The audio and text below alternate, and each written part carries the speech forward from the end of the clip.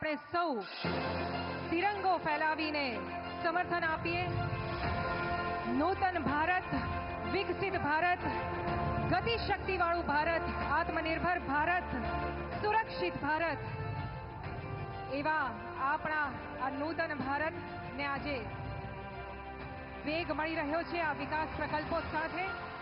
જ્યારે જ્યારે આવા વિકાસ કાર્યો આપણે નિહાળીએ ત્યારે તિરંગો લહેરાવીને સતત આપણે તેમને સમર્થન આપતા રહીશું. આપણા હૃદયની ભાવના તિરંગો ફેરાવીને સતત અભિવ્યક્ત કરતા રહીશું.